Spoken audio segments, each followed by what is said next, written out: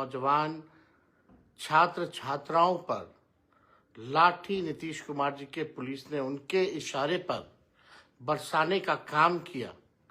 कई लोग गंभीर रूप से घायल हुए, चोटिल हुए और उनका केवल जो मांग था वो जेन्युइन मांग था। 17वीं बीपीएससी जो परीक्षा हो रही है, नॉर्मलाइजेशन को लेकर के जो है लोगों ने सवाल खड़ा किया था। बीपीएससी पहले कह रही थी कि जो है नॉर्मलाइजेशन जो है उसको लागू किया जाएगा, पैटर्न जो है वो बदला जाएगा। इसके खिलाफ हम सभी लोगों ने, राष्ट्रीय जनता दल ने, मैंने खुद स्वयं भी, जो छात्र छात्राएं हमसे मिलने आए थे उनकी मांगों को लेकर के, हमने उनसे भी वादा किया था कि हमारा पूरा समर्थन जो है उन नौजवानों के साथ रहेगा। और हम लोगों ने हर एक प्लेटफॉर्म पे जो है इस मुद्दे को उठाने का काम किया। बल्कि मैंने खुद भी, आप फेसबुक पे सब लोग जानते हैं, स्क्रॉल डाउन कीजिएगा तो उसमें हमने जो मुख्यमंत्री जी को जो चिट्ठी लिखी है वो भी आपको मिलेगा। मुख्यमंत्री जी से हम लोगों ने मांग की थी बड़ी विनम्रता से, आयोग से, कि स्पष्टीकरण जो है आप दीजिए। हमारे छात्र छात्राएं जो हैं वो असमंजस पे है और कई दिनों से ये बातें चल रही थी। 4 दिन से तो हम लोग लगातार खुद ही इस बात को उठाने का काम कर रहे हैं। राष्ट्रीय जनता दल, हम खुद, उससे पहले से भी छात्र छात्राएं जो हैं नॉर्मलाइजेशन को लेकर के चिंतित थे, लेकिन बीपीएससी ने अपनी चुप्पी नहीं तोड़ी। माननीय मुख्यमंत्री जी ने अपनी चुप्पी नहीं तोड़ी। इससे पहले भी हम लोगों ने देखा कि क्रीमी लेयर की बात थी, ईडब्ल्यूएस की बात थी, जो सिपाही भर्ती वाले में जो चयनित लोग थे उन लोगों ने भी बड़ा आंदोलन किया। उसका भी हम लोगों ने समर्थन दिया था और हमने वादा किया था कि आपके मांग को जो है हम लोग लागू करवा करके रहेंगे। हम लोग जो कहते हैं वो जो है हम लोग करते हैं। एनसीएल का हो, एनईडब्ल्यूएस का जो मसला था उसमें सरकार को झुकना पड़ा, आयोग को झुकना पड़ा। अब लगातार हम लोग इन विषयों को उठाते रहे हैं कि छात्र छात्राओं की जो मांग है उसको माननीय मुख्यमंत्री जी पूरा कीजिए। चिट्ठी हमने लिखा, मेल किया, उनके घर तक पहुंचाया, लेकिन माननीय मुख्यमंत्री जी ने कोई भी प्रतिक्रिया, कोई भी जवाब इसका नहीं दिया, ना तो आयोग ने दिया। आयोग जो है माननीय मुख्यमंत्री जी के इशारों पर चलता है। और आज बहुत दुख और पीड़ा हमको है, जिन नौजवानों ने आंदोलन किया, लाठी खाई, जिन लोगों को चोट लगा, गंभीर रूप से घायल हैं। लगातार जो है नीतीश कुमार जी के राज में लोग लाठी खा रहे, अपने अधिकार के लिए लड़ रहे हैं,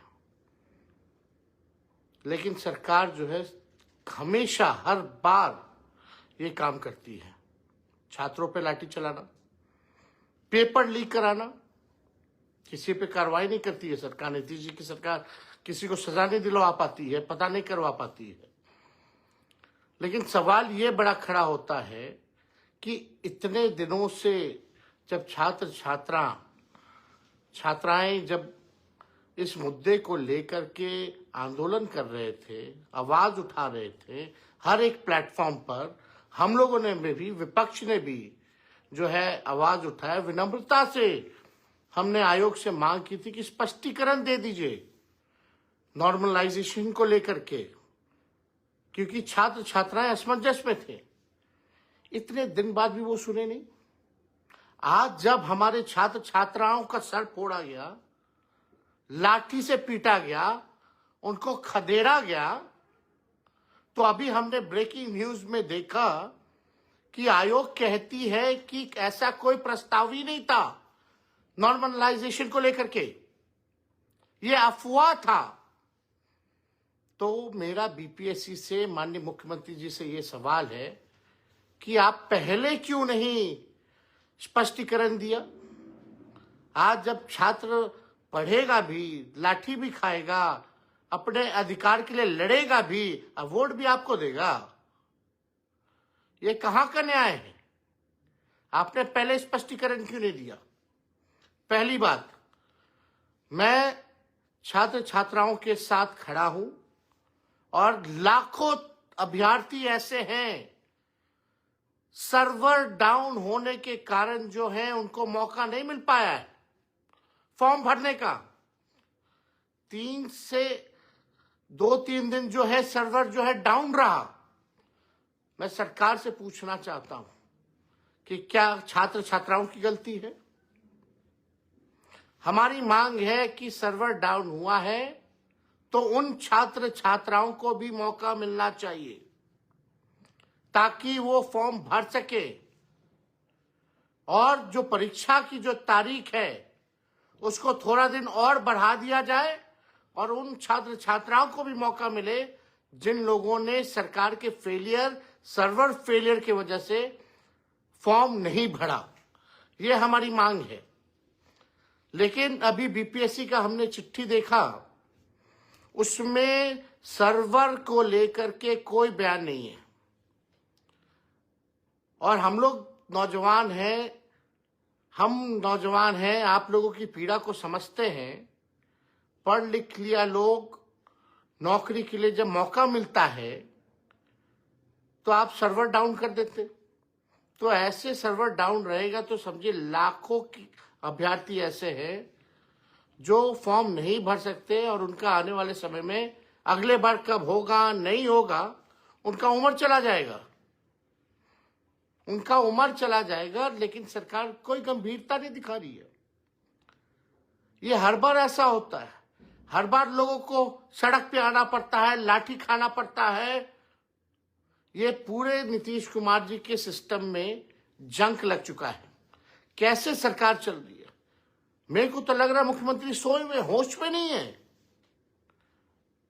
हर बार ऐसा मसला आता है, पेपर लीक का मामला आता है, उस पर चुप्पी साधे रहते, किसी पे कार्रवाई नहीं करते। हम इसलिए आप सब लोगों के बीच आए हैं ये बात करने के लिए कि हमारी स्पष्ट रूप से जो मांग है, छात्र छात्राओं का जेन्युइन मांग है। अभी बीपीएससी ने सर्वर को लेकर के कुछ भी नहीं कहा। सर्वर डाउन होने के कारण जिन लोगों को मौका नहीं मिला है, क्या बीपीएससी या सरकार जो है उन लोगों को मौका देगी कि नहीं देगी? ये सरकार पूरी तरीके से युवा विरोधी है, लोगों पर लाठी बरसाने का काम कर रही है, लेकिन किसी की सुनवाई नहीं हो रही।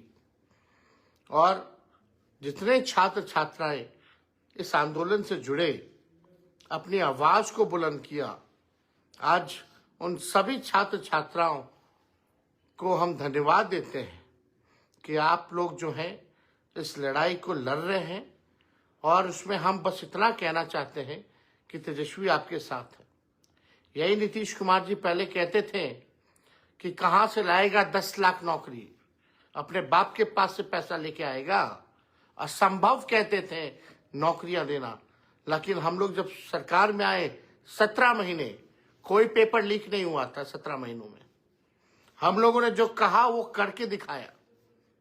और अभी भी हम कहते हैं कि नॉर्मलाइजेशन नहीं चलने वाला है, नहीं होने दिया जाएगा। लेकिन किसी भी कीमत पर उन अभ्यर्थियों को मौका मिले, क्योंकि इसके दोषी अभ्यर्थी नहीं है, सरकार है, सिस्टम है।